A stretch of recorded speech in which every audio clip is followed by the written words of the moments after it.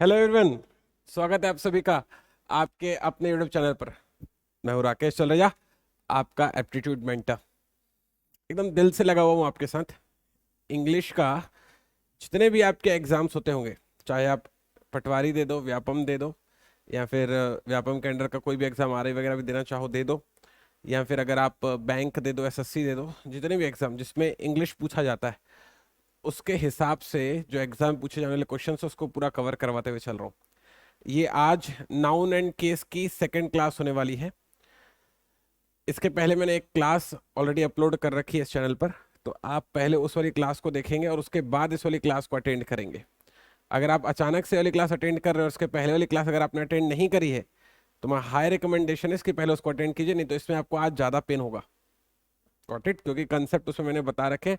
आज तो सिर्फ प्रैक्टिस करवा के उस पर कमांड अचीव करवाऊंगा और फिर नए वाले चैप्टर पे आपको ले चलूंगा। ठीक है, चलो फटाक से शुरू करते हैं। पिछली क्लास में मैंने आपको ये वाला टास्क दिया था। मैंने वो कहा था कि टीचर्स और टीचर्स डे में आप कौन सा टीचर्स डे सेलिब्रेट करते हैं आपको मुझे बताना था। 4 ऑप्शंस थे, आपको कमेंट सेक्शन में अपना आंसर मार्क करना था। बहुत सारे बच्चों ने एकदम करेक्ट आंसर मार्क किया है, गुड शाबाश। और मैं इस वाली बात को भी यकीन से कह सकता हूँ कि आपने पक्का अपडेट कर लिया होगा कि कौन सा टीचर्स डे मनाया जाता है। ठीक है, मैं एक बार आप फिर भी आइडिया दे देता हूँ पूरा, एक बार इत्मीनान से देख लेते हैं। यूजुअली जो हम लोग मनाते हैं ना, हम लोग ये वाला टीचर्स डे मनाते हैं। हम लोग टीचर में अपोस्ट्रोफी एस लगा के डे लिखते हैं और बोर्ड में लिख देते हैं हैप्पी टीचर्स डे। यूजुअली हम लोग ये वाला टीचर्स डे मनाते हैं। कुछ कुछ लोग ये वाला भी मना के चले आते हैं, ये वाला तो महा गलत है। ठीक है, ये वाला एक बार सही होने की संभावना थी क्योंकि ये शिक्षक का दिन था, लेकिन सच बात यह है कि एक शिक्षक का दिन नहीं होता है। यहाँ पर जो टीचर है ना वो सिंगुलर है, सभी शिक्षकों का दिन होता है। तो सभी शिक्षकों का दिन होने के लिए हमको जो टीचर है ना वो चाहिए था प्लूरल में। आ गई बात पकड़ में? टीचर हमको चाहिए था प्लूरल में। अब टीचर यहाँ भी प्लूरल में है, यहाँ भी प्लूरल में है, लेकिन शिक्षकों का दिन बोलना है। अपोस्ट्रोफी एस लगाकर मैं का वाली बात को तो बोल पा रहा हूं, लेकिन जब उसको प्रोनाउंस करने जाता हूं तो वो बनता है टीचर सिस। तो ये हिसिंग साउंड निकल आया, और जैसे ही हिसिंग साउंड निकलता है तो मैंने आपको सिखाया था कि उसमें हम लोग अपोस्ट्रोफी एस में एस को अवॉइड कर देते हैं और सिर्फ अपोस्ट्रोफी ही उस स्थिति में का के की वाली बात को कन्वे करता है। तो ये आंसर सही होना चाहिए था। मैंने कमेंट सेक्शन देखा, मैक्सिमम बच्चों का सही जवाब था। गुड शाबाश, मजा आ गया आपके आंसर देखकर। चलते हैं नेक्स्ट वाले क्वेश्चन की तरफ। जैसे बाकी सारे क्वेश्चन लेने के पहले एक बार आपको ये वाला क्वेश्चन समझा देता हूं। देखो, इस वाले क्वेश्चन से आप समझ जाओगे कि मैं दरअसल क्या कहने की कोशिश कर रहा था टीचर्स डे वाले केस में। किसी किसी बच्चों को ऐसा लग रहा होगा कि नहीं सर, शिक्षक का दिन भी तो हो सकता है। कहने का अर्थ ये है कि TEACHER अपोस्ट्रोफी एस भी तो हो सकता है, शिक्षक का दिन बोल सकते हैं। लेकिन आप खुद सोचो, आप चाइल्ड डे बोलते हो कि चिल्ड्रन डे बोलते हो? आप चाइल्ड डे नहीं बोलते हो ना, आप चिल्ड्रन डे बोलते हो, है ना, चिल्ड्रंस डे। तो बात को समझो, तो चिल्ड्रन में अपोस्ट्रोफी एस, चिल्ड्रन में एस लगा हुआ है। चिल्ड्रन में एस लगने वाली दुनिया में कोई चीज नहीं होती है। क्यों? क्योंकि चिल्ड्रन अपने आप में प्लूरल है ना। चाइल्ड का प्लूरल होता है चिल्ड्रन। अब उसमें वो प्लूरल में फिर से एस लगाकर और कौन सा डबल प्लूरल बनाने की वो कोशिश कर रहा है। तो ये चिल्ड्रंस टाइप का दुनिया में कोई शब्द नहीं होता है, क्योंकि चिल्ड्रन अपने आप में प्लूरल है। अब उसमें एस लगा कर उसको डबल प्लूरल नहीं बनाएंगे। ठीक है, तो ये वाली चीज भी फिर गलत हो गई। तो इसमें सही होना चाहिए था चिल्ड्रन, जो कि प्लूरल में है, और फिर अपोस्ट्रोफी एस का के की वाली बात को बताएगा, और फिर डे, तो ये सही हो जाता। तो देखो, जैसे आप चाइल्ड डे नहीं बोलते हो, चिल्ड्रंस डे बोलते हो जिसमें चिल्ड्रन प्लूरल होता है, वैसे ही हम लोग टीचर्स डे में भी टीचर को ना प्लूरल लेते हैं, इसीलिए सिंगुलर वाला सही नहीं था। अगर किसी बच्चों को ऐसा डाउट आया हो उस केस में मैंने वाली बात बताई है। ठीक है, चलते हैं इस वाले क्वेश्चन की तरफ। देखो, फेसेस लिखा हुआ है। फेसेस मतलब कि बहुत सारे, अनेकों अनेक चेहरे, मतलब प्लूरल है। वो प्लूरल है तो फिर जो नाउन होना चाहिए तो वो भी प्लूरल होना चाहिए। अब MAN का प्लूरल होता है MEN। MAN का प्लूरल होता है बच्चे लोग MEN। तो ये जो MEN है वो ऑलरेडी प्लूरल में है। ये फिर डबल एस लगाकर जो है प्लूरल, डबल प्लूरल कैसे कर रहा है वो? जब ऑलरेडी चीज प्लूरल में है तो फिर एस लगा के डबल प्लूरल अपन नहीं करेंगे ना, तो इस टाइप का कोई शब्द ही नहीं होता है दुनिया में, गलत बात है, सही होना चाहिए था ये। ठीक है, नेक्स्ट वाला क्वेश्चन कहता है वुमन वुमन वुमेन्स ड्रेसेस, बहुत सारी ड्रेसेस है, जिसके से यहां भी मेरे को प्लूरल टर्म चूज करना होगा। हालांकि ये वाली केस यहाँ पर संभव है कि भाई एक वुमन की भी तो बहुत सारी ड्रेसेस हो सकती हैं, बिल्कुल संभव है, बल्कि ऐसा होगा ही होगा। भले लड़कों के पास एक ड्रेस होगी उससे पूरा हफ्ता निकाल लेंगे, लेकिन लड़कियों के पास ड्रेस की भरमार होती है, वो एकदम सही बात है, उसमें कोई थॉट आपका गलत नहीं है। पर मेरा कंसर्न यहाँ पर क्या है, जरा ये समझो, ऑप्शन भी तो देखो बच्चे लोग क्या गिवन है। ऑप्शन दरअसल मुझे गिवन है MEN MEN MEN वाला, तो अब मैं क्या करूं, मेरे को उसी में से चूज करना पड़ेगा।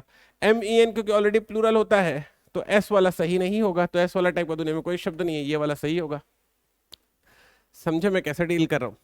अगला है माइस माइस माइस टॉल्स, टेल होना चाहिए था, ये टेल्स आना चाहिए था, शब्द होना चाहिए था टेल्स, तो फिर से वही माइसेस टेल्स इसका एकदम सही जवाब होगा। ठीक है, माउस का माइस होता है ना। चलिए आगे बढ़ते हैं। नेक्स्ट है जीसस जीसस जीससेस, तो ये टाइप का तो कोई दुनिया में शब्द नहीं होगा। ठीक है, अब जीसस का जीवन, तो जीसस है, जीवन है, का किधर है, तो इसलिए ये वाली चीज से अपन का के की को डिफाइन कर देंगे, तो ये सही हो जाएगा। ठीक है, नेक्स्ट है पाइथागोरस पाइथागोरसिस पाइथागोरस थ्योरम, पाइथागोरसिस टाइप का कोई दुनिया में शब्द नहीं होता है। पाइथागोरस सही है, लेकिन पाइथागोरस का प्रमेय मुझे बोलना है, तो मैं इससे का के की वाली बात को डिफाइन कर लूंगा। ठीक है, आगे बढ़ते हैं। फॉर जस्टिस जस्टिस जस्टिस सेक, अब जरा समझो, जस्टिस के लिए मुझे ये कहने की कोशिश करनी है, अगर मैंने अपॉस्ट्रोफी एस डाल तो जस्टिसेस हो जाएगा, जो कि सही नहीं है। फॉर जस्टिस सेक इस तरीके से लिखा जाना चाहिए था, जो कि एग्जैक्ट सही होगा।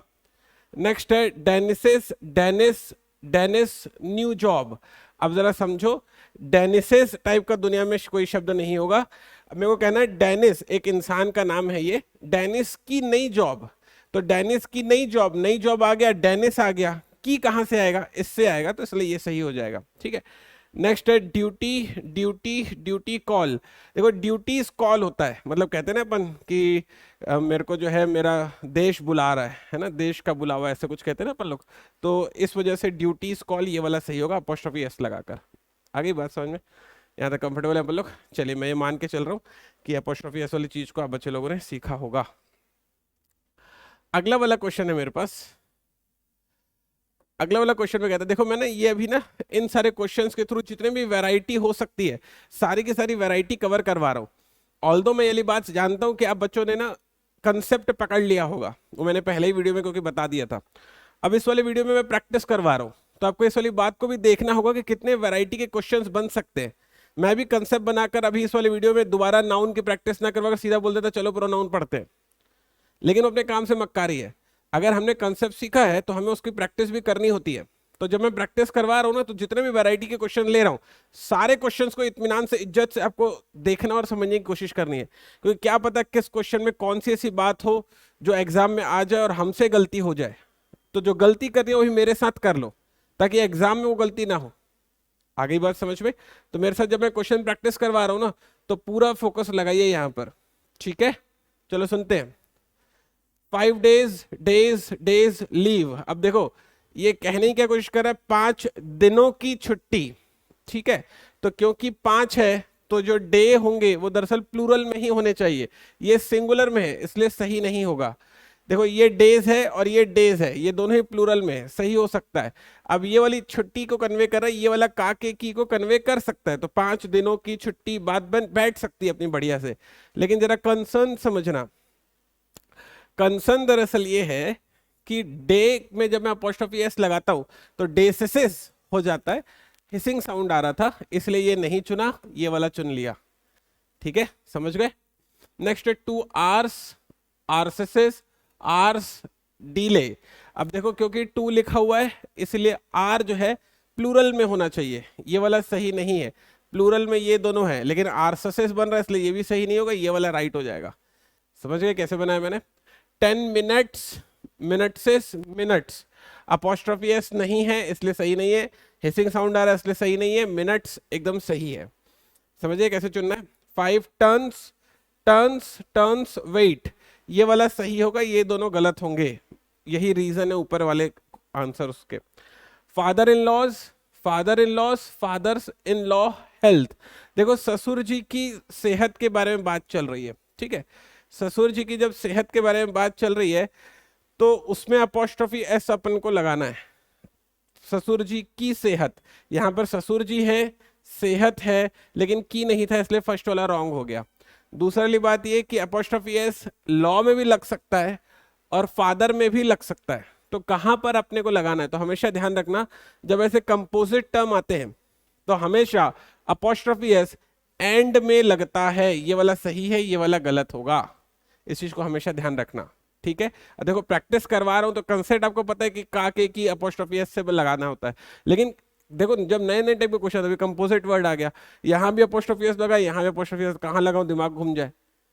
तो इसीलिए ना प्रैक्टिस करना जरूरी होता है, इसीलिए हर टाइप के क्वेश्चन पर अपने को एक आध बार जो है ना पेन घसना जरूरी होता है, ताकि जब एग्जाम में क्वेश्चन जनरेट होना तब हम उन क्वेश्चंस को ना बहुत अच्छे से डील कर सके। सीन आ रहा है आपको समझ में, ठीक है। कॉन्फिडेंस तभी मिलेगा ना, नहीं तो कैसे मिलेगा। आगे बढ़ रहा हूं मैं। Mother in law, mother in law's, mother in law behaviour. अब सासू माँ के बिहेवियर के बारे में बात चल रही है। अच्छा है बुरा है छोड़ो, बिहेवियर है तो है, स्वीकार करना पड़ेगा, ठीक है। अब जरा चीज को समझो, सासू माँ का, ये सासू माँ आ गई, बिहेवियर आ गया, उसमें का नहीं था इसलिए उड़ा दिया। फिर से बता दो, जब भी कंपोजिट टर्म होते हैं तो अपोस्ट्रोफी एस एंड में लगाना होता है। मदर इन लॉज एकदम सही होगा, ठीक है। चलिए आगे बढ़ते हैं।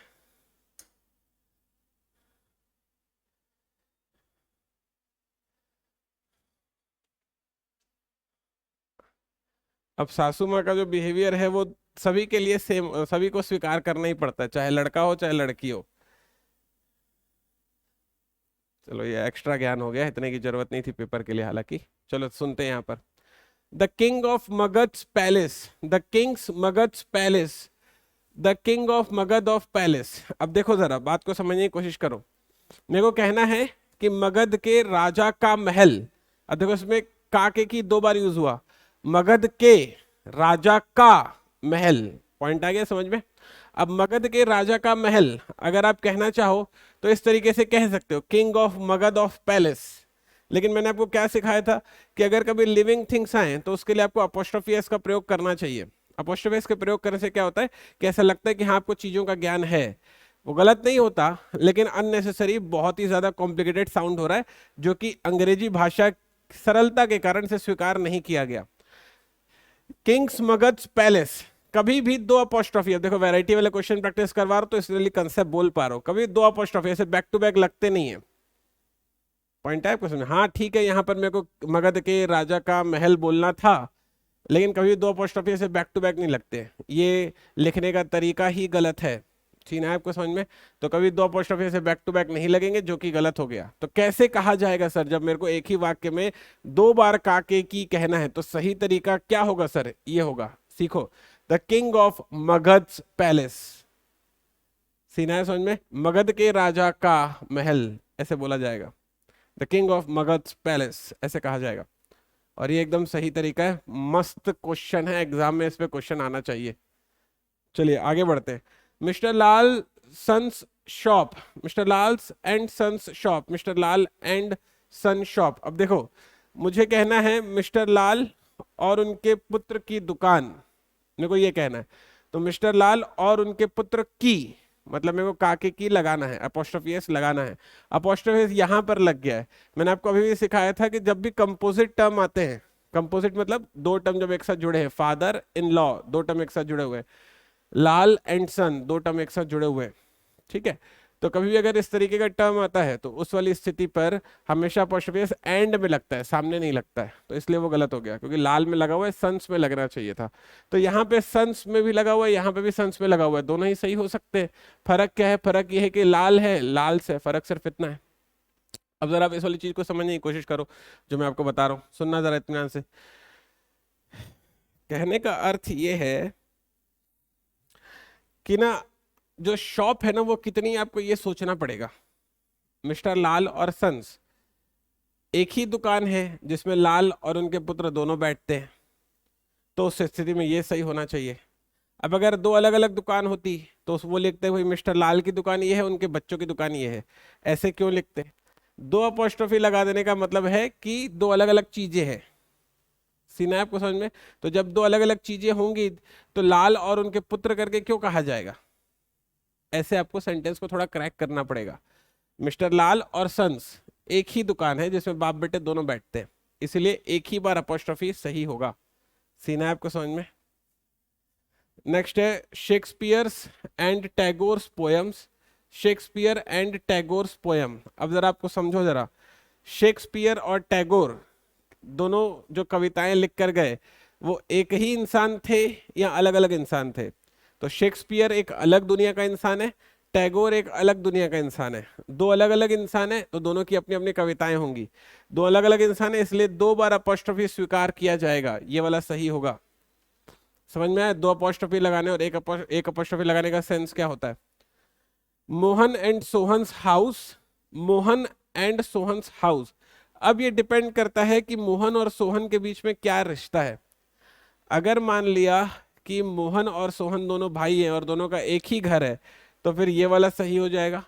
मान लिया मोहन और सोहन दोनों दोस्त हैं और दोनों का अपना अपना घर है तो फिर ये वाला सही हो जाएगा। तो ये सेंटेंस में आगे वो क्या कहने की कोशिश कर रहा है इस पर चीजें डिपेंड करेंगी। ओवरऑल कंसेप्ट ये है कि एक बार अपोस्ट्रोफी एस लगाने का क्या सेंस होता है और दो बार अपोस्ट्रोफी एस लगाने का क्या सेंस होता है, ये आप बच्चों को समझ में आना चाहिए। ठीक है। Ram and Shyam's wife, Ram's and Shyam's wife. अब जरा बात को समझो, चाहे वो भाई हो चाहे वो दोस्त हो, राम और श्याम मोहन सोहन की तरह चाहे भाई हो चाहे दोस्त हो, भैया वाइफ तो अलग अलग ही होगी चाहे कुछ हो जाए। ठीक है, तो इस स्थिति में यही वाला सही होगा, ये वाला सही नहीं होगा। आ गई आपको बात समझ में? नेक्स्ट है Aman reads in Saint Xavier, Saint Xavier's. अब जरा इस वाली चीज को थोड़ा समझने की कोशिश करो।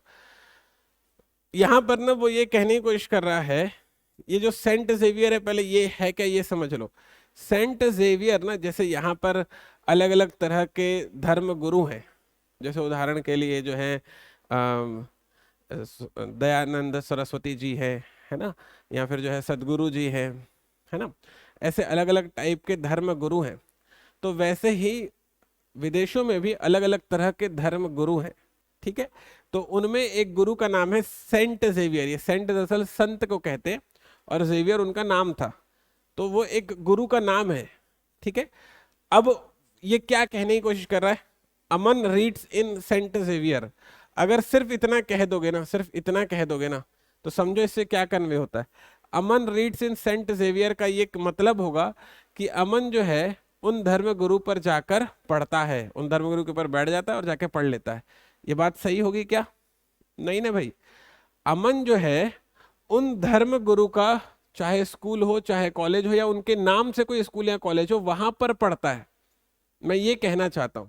तो मैं कहना चाहता हूं Aman reads in, Aman reads in Saint Xavier's. अब यहां पर छुपा हुआ है, चाहे स्कूल छुपा हुआ होगा, चाहे स्कूल होगा, चाहे कॉलेज होगा, कुछ भी होगा, लेकिन वो उनके स्कूल या कॉलेज में जाकर पढ़ता है, मुझे ये कहना है। तो हम लोग क्या कहते हैं, थोड़ा सा चीजों को शॉर्ट एंड क्रिस्प रखने के लिए ना पूरा ऐसे स्कूल और कॉलेज नहीं कहते, हम लोग सिर्फ अपोस्ट्रोफी से उस बात को कन्वे कर देते हैं। ये जबरदस्त कंसेप्ट है बहुत, थोड़ा सीखने की कोशिश करो। तो जब मैं बोलूंगा अमन रीड्स इन सेंट जेवियर्स, तो इससे ये कन्वे होगा कि अमन जो है सेंट जेवियर नामक स्कूल या कॉलेज में पढ़ता है, ऐसा कन्वे होगा। चीन आपको समझ में? अब सेंट जेवियर नामक स्कूल या कॉलेज को शॉर्ट में हम लोग सेंट जेवियर्स अपोस्ट्रोफियस लगाकर कह देते हैं।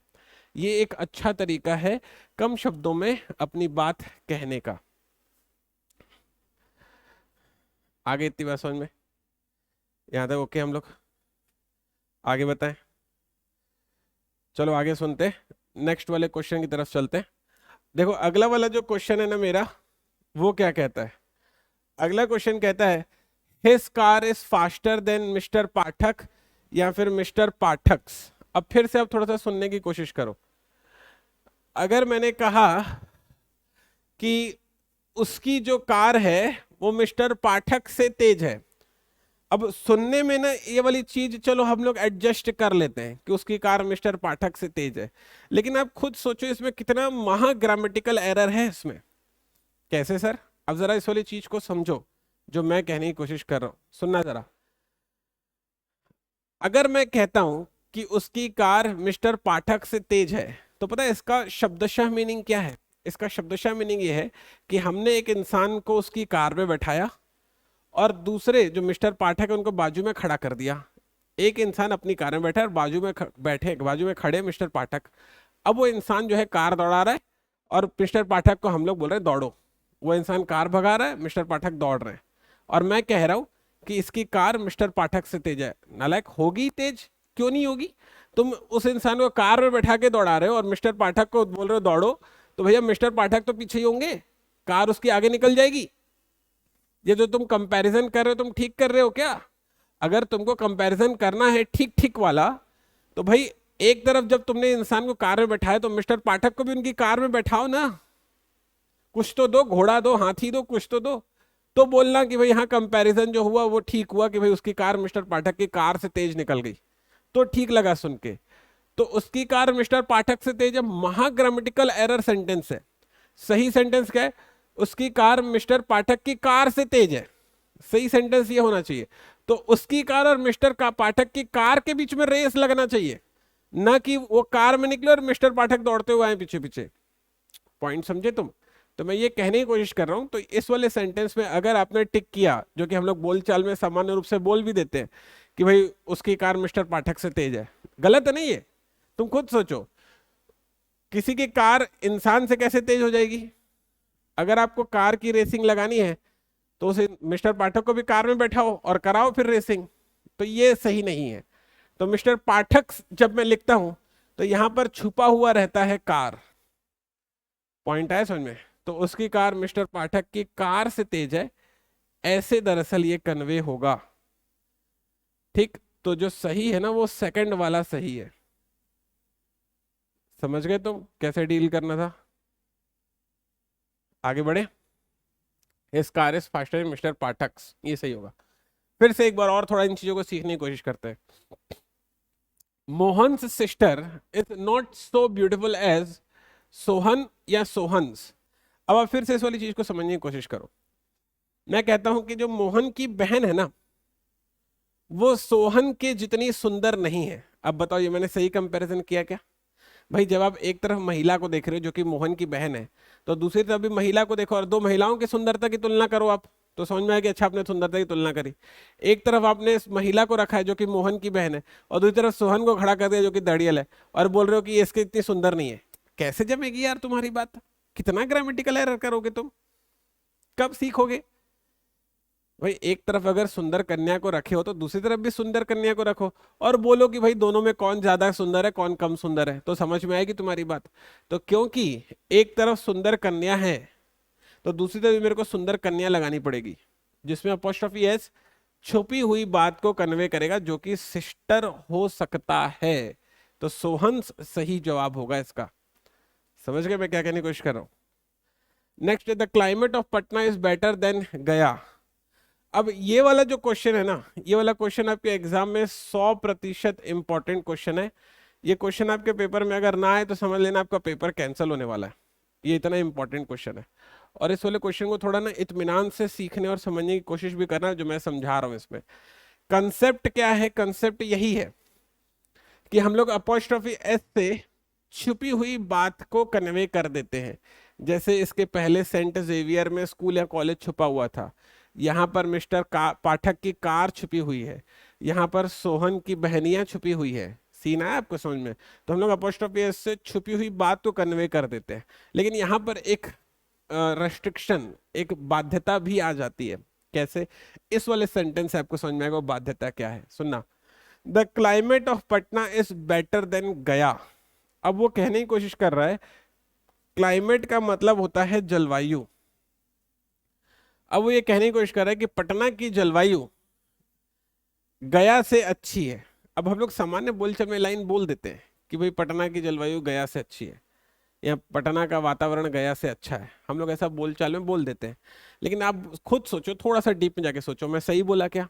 भाई जब मैं एक तरफ पटना का वातावरण देख रहा हूं, तो दूसरी तरफ भी मेरे को गया का वातावरण ही देखना चाहिए। पॉइंट आ रहा है आपको समझ में? मैं ऐसे आधा आधा तो नहीं ले सकता। कंफर्टेबल है मेरी वाली बात को लेकर आप? तो मैं आपसे ये कहने की कोशिश कर रहा हूँ, क्योंकि एक तरफ पटना का वातावरण देखा जा रहा है, तो दूसरी तरफ गया का वातावरण देखा जाना चाहिए। जैसे यहाँ पर मिस्टर पाठक नहीं, मिस्टर पाठक की कार को देखा जाना चाहिए था, तो यहाँ भी वातावरण देखने के लिए मैं अपोस्ट्रोफी एस लगा देता, जिसमें अपोस्ट्रोफी एस वो छुपी हुई बात, जैसे यहाँ पर कार, तो यहाँ पर क्लाइमेट को कन्वे कर देता। इससे मेरा काम चल सकता था, बिल्कुल चल सकता था। लेकिन मैंने कहा ना, एक बाध्यता आ गई है, एक रेस्ट्रिक्शन आ गया है। बाध्यता ये है कि जो अपोस्ट्रोफी एस है ना, ये सिर्फ और सिर्फ लिविंग थिंग्स के साथ लगता है। मिस्टर पाठक लिविंग है तो उनके साथ में अपोस्ट्रोफी एस चल जाएगा, सोहन लिविंग है तो उनके साथ में अपोस्ट्रोफी एस चल जाएगा। लेकिन ये जो गया है ना, ये गया लिविंग नहीं है, तो इसके साथ में ना अपोस्ट्रोफी एस नहीं चलेगा। तो अगर आपने अपोस्ट्रोफी एस लगाया तो ये गलत हो जाएगा। हालांकि कुछ ना कुछ तो मेरे को लगाना ही है, लेकिन अपोस्ट्रोफी एस तो मैं नहीं लगा सकता। अब मैंने आपको पिछले लेक्चर में समझाया था, क्या समझाया था? कि अपोस्ट्रोफी एस और ऑफ दोनों से ही हम लोग का के की वाली बात को डिफाइन करते हैं। तो मतलब मैंने आपको ये वाली बात बताई थी कि अपोस्ट्रोफी एस और ऑफ दोनों ही का के की वाली बात को डिफाइन कर देता है। लेकिन जो अपोस्ट्रोफी एस है उसके साथ बाध्यता यह है कि वो सिर्फ और सिर्फ लिविंग थिंग्स के साथ ही लगता है, नॉन लिविंग के साथ नहीं लग पाता। तो आप दरअसल इस वाली बात को समझने की कोशिश करो कि अपोस्ट्रोफी एस से का के की मैं यहां पर नहीं डिफाइन कर पा रहा, तो जो मेरे पास अगला ऑप्शन है का के की डिफाइन करने के लिए, वो कौन है? ऑफ है। तो मैं कैसे बोलूंगा? मैं जैसे यहां पर लिखा हुआ है क्लाइमेट ऑफ पटना, तो मैं यहां पर बोलूंगा क्लाइमेट ऑफ गया, ऐसे। ठीक है, मेरे ऐसे लिखने से ये बात सही हो जाएगी, ये सेंटेंस एकदम करेक्ट हो जाएगा।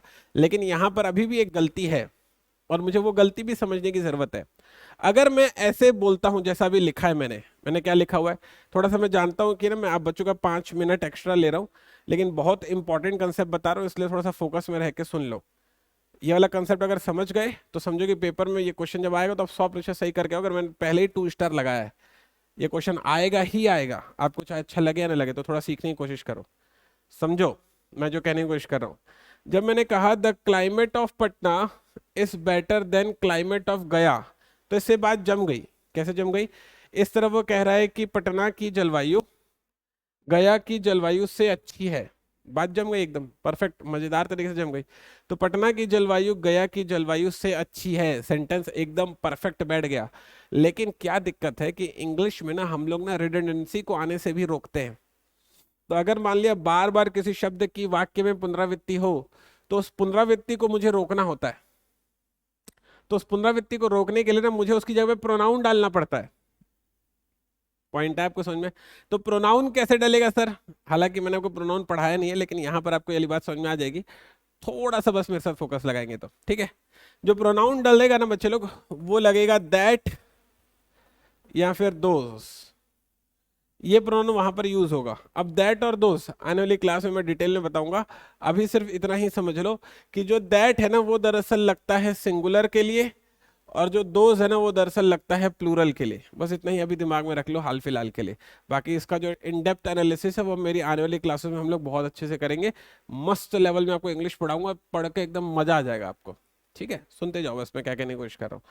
तो जब मैं कहता हूं the climate of Patna is better than climate of गया, तो जो क्लाइमेट क्लाइमेट है एक ही वाक्य में 2 बार बोल दिया गया, जिससे वाक्य सुनने में अच्छा नहीं लग रहा था। तो उस रिडंडेंसी को हटाने के लिए मैंने आपसे ये कहा कि आप प्रोनाउन का प्रयोग करेंगे। प्रोनाउन कौन सा लगाएंगे सर अपन? या दैट या दोस। ठीक है, सवाल यह है कि कौन सा कहां पर लगाना है, बस इतना ही देखना है कि जो सिंगुलर होगा तो उसके लिए दैट, जो प्लूरल होगा तो उसके लिए दोस। क्लाइमेट के लिए लगाना है। क्लाइमेट दरअसल होता सिंगुलर है बच्चे लोग, क्लाइमेट जो है दरअसल होता सिंगुलर है। तो क्योंकि क्लाइमेट सिंगुलर होता है, इसलिए इसके लिए हम लोग प्रयोग करेंगे दैट का। तो जब बोलूंगा तो कैसे बोलूंगा दरअसल समझना, the climate of Patna is better than that of गया, जिसमें ये दैट ऑफ कन्वे करेगा क्लाइमेट को। समझ में आ गई बात? अब दो तीन क्वेश्चन और ऐसे ही करवाऊंगा, धीरे धीरे धीरे धीरे चीज स्वीकार होने लगेगी। अभी तो आपने सिर्फ कंसेप्ट सुना होगा, तो चुपके से वीडियो को पॉज करो और जो कंसेप्ट बोला हूँ उसको रिवाइंड कर करके बार बार अच्छे से कॉपी में लिख लो। 2 स्टार लगा दो, पेपर में आएगा क्वेश्चन, नहीं आया तो पेपर कैंसिल है, जान लेना तुम इस वाली बात को। कह दिया तो कह दिया। अब दूसरी बात यह है कि जो नोट्स बना रहे हो ना आप, इतने बढ़िया से बनाना कि बार बार वीडियो का सहारा ना लेना पड़े। वीडियो बार बार देखो, तुम दिन भर देखो, क्या ही करना है, अच्छा है बल्कि देखो तो मेरा ही व्यू बढ़ेगा। लेकिन पॉइंट को समझो, आपके समय जरूरी है, मेरा व्यू इतना जरूरी नहीं है। अगर आपने एक बार वीडियो पढ़ के उसका पूरा जिस्ट निकाल लिया, एक बार वीडियो सुनकर पूरा जिस्ट निकाल लिया, तो जब एग्जाम के पहले जाओगे तो फिर सिर्फ कॉपी रिवाइज करोगे और फट से एग्जाम देने चले जाओगे। तो कॉपी रिवाइज करना ज्यादा आसान है, बजाय बैठकर अपन लोग क्या करें, बार बार वीडियो को फिर से देखते रहें। पॉइंट है आपको समझ में? तो वो काम करना जिससे हमारा पेपर निकले। ठीक है, ओके, चलिए आगे बढ़ते हैं। अब यही वाली चीज को 2-3 बार और लगाऊंगा, थोड़ा सा सीखने की कोशिश करना, आने वाले क्वेश्चन में आएगा वो, अभी नीचे नहीं है, अभी नीचे कुछ और है वो देख लेते हैं।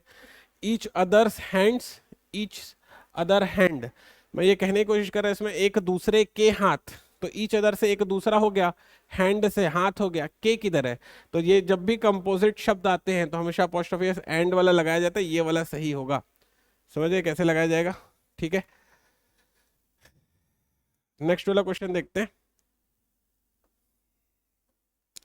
अगला क्वेश्चन कहते हैं one another's behaviour, one another's behaviour, each other और वन अनदर दोनों ही सेम तरह की चीजों को कन्वे करता है, ये भी एक दूसरे का व्यवहार को कन्वे करेगा, लेकिन दोनों में क्या फर्क होता है वो आने वाली क्लास में प्रोनाउन में समझाऊंगा। ठीक है, अभी बस ये समझो दोनों का अर्थ सेम है, एक दूसरे का कहने का अर्थ ही है। ठीक है, तो वैसे ही यहाँ पर सही होगा, वन अनदर्स बिहेवियर एकदम राइट है। पॉइंट आ गया आपको समझ में? कंफर्टेबल? ये केस टेबल है, एक बार आप देख लीजिए, आपके एग्जाम के लिए सबसे इंपॉर्टेंट टेबल है। और ये टेबल अगर आपको पता रहे तो आने वाले सारे क्वेश्चंस आप बहुत इजीली सॉल्व कर लेंगे। ठीक है, अब यहाँ पर ना एक बहुत ही इंपॉर्टेंट कंसेप्ट है जो मुझे आप बच्चों से शेयर करना है। ये लिखा हुआ है your, yours, yours, her hers, your, your, yours faithfully. Oh my God, मस्त क्वेश्चन है। इस टाइप के क्वेश्चन जो है आपके एग्जाम में ना हमेशा 100% पूछे जाते हैं। तो एक बार ना इसको भी एक बार समझ लेते हैं। इन्हें एक्सप्लेन करने से पहले मैं आपको कुछ याद दिला दूं, तो जोड़ा एक बार ये याद कर लीजिए। यू लिखा हुआ है, इसका पॉजिटिव एडजेक्टिव होता है यूअर, पॉजिटिव प्रोनाउन होता है यूअर्स। मैंने आपको पिछली वाली क्लास में कहा था कि आपको ये जो केस टेबल है वो याद होना चाहिए, कुछ भी रिसर्च करने जैसा नहीं है, मैंने रिसर्च करके टाइप करके आपके लिए लिख दिया है। आपको सिर्फ और सिर्फ इसे दिमाग में सेट करना है। अगर ये आपके दिमाग में सेट हो गया तो एग्जाम में अच्छे खासे बड़े बड़े लेवल के आपके नाउन के क्वेश्चन कभी गलत नहीं होंगे। अब जरा इस वाली चीज को समझो। मैंने आपको बताया कि पॉजिटिव एडजेक्टिव है यूअर, पॉजिटिव प्रोनाउन है यूअर्स। पिछली क्लास में बताया था कि एडजेक्टिव और प्रोनाउन में क्या फर्क होता है, एक बार जल्दी से बोल देता हूँ। प्रोनाउन का अर्थ होता है जो नाउन की जगह पर आएगा, मतलब यूअर्स सिर्फ तभी लगाया जाएगा जब नाउन नहीं दिखाई दे रहा होगा, तभी उसकी जगह यूअर्स लगाएंगे। इसका मतलब कि इसकी जगह प्रोनाउन ने ले ली। यूअर एडजेक्टिव है, हालांकि दोनों का अर्थ सेम तुम्हारा ही होता है। पॉइंट है आपको समझ में? तो जो यूअर है वो एडजेक्टिव है। एडजेक्टिव की डेफिनेशन होती है adjective are the word which qualifies the noun. इसका मतलब ये एडजेक्टिव तभी आएगा जब वहां पर नाउन होगा जिसको ये क्वालिफाई करेगा आकर। तो जब नाउन साफ साफ दिखेगा तब यूअर लगाना, जब नाउन छुप गया होगा तब यूवर्स लगाना। ठीक है, अब चलो इसे सुनते हैं, जरा इसे फोकस कीजिए आप।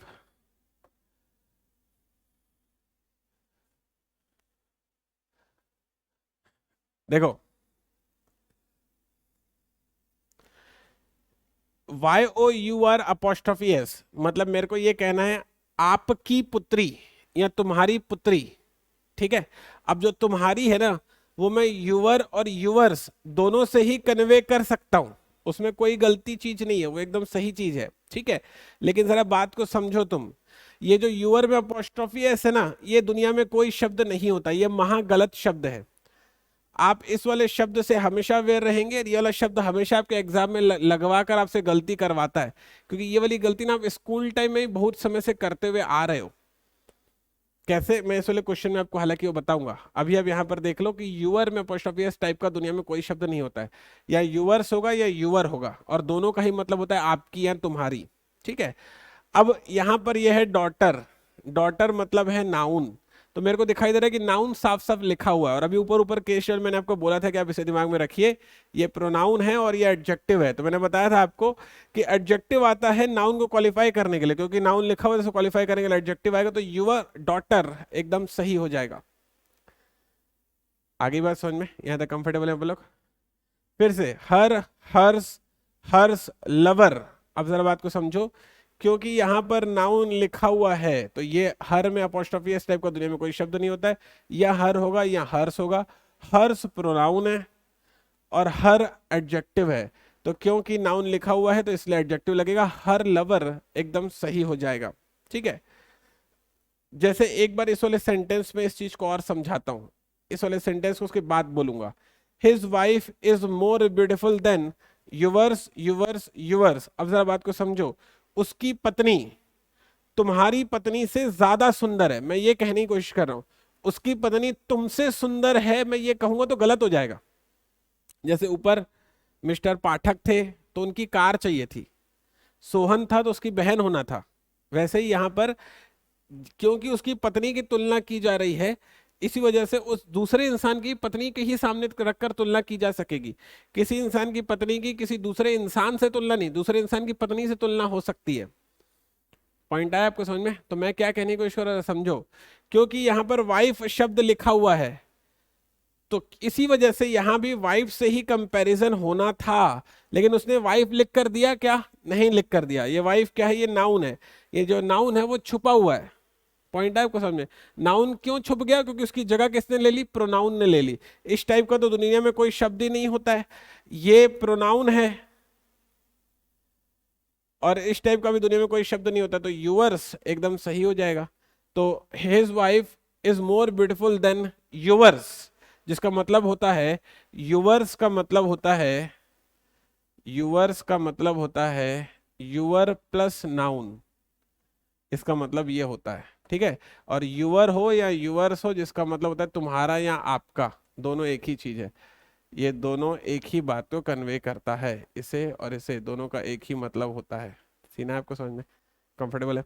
तो मैं ऐसा बोलूंगा, his wife is more beautiful then yours, जिसका सेंस होगा, यूअर्स का मतलब क्या है? यूअर प्लस नाउन, तो यहाँ पर वाइफ का सेंस है तो तुम्हारी पत्नी, इसका सेंस ये आ जाएगा। ठीक है, तो यहाँ पर यूवर्स सही होगा। ये वाला क्वेश्चन मैं आपके लिए होमवर्क पर छोड़ रहा हूँ। ये वाला क्वेश्चन आपने एक स्कूल लेवल पर बहुत बार लिखा है और बहुत बार आपने गलती भी करी है। आप मुझे चैट सेक्शन में बताएंगे, जैसे आपने पिछले क्लास में बताया था कि भाई टीचर्स डे आप कैसे सेलिब्रेट करते हैं, वैसे ही मेरे को आप बताएंगे जब आप छोटे थे और अपने स्कूल में आप लिखते थे छुट्टी के लिए आवेदन पत्र लिखते थे ना, थोड़ा भी पेट में दर्द हो गया तो प्रिंसिपल को लेटर लिख दे, सर बहुत दर्द हो रहा है प्लीज घर जाने दे दो हाफ डे में। आप जो छुट्टी के लिए आवेदन पत्र लिखते थे और जाते थे प्रिंसिपल सर के पास साइन करवाने के लिए, तो उस वक्त आप लिखते हो यूअर्स फेथफुली, आपका आज्ञाकारी। भले एक ठो आज्ञा नहीं मानी होगी लेकिन बनते अपन आज्ञाकारी ही थे। तो आपने इसमें से कुछ चुना होगा, और पक्का आपकी मैडम आपको हमेशा कभी ना कभी एक बार डांटी होगी ये लिखने से।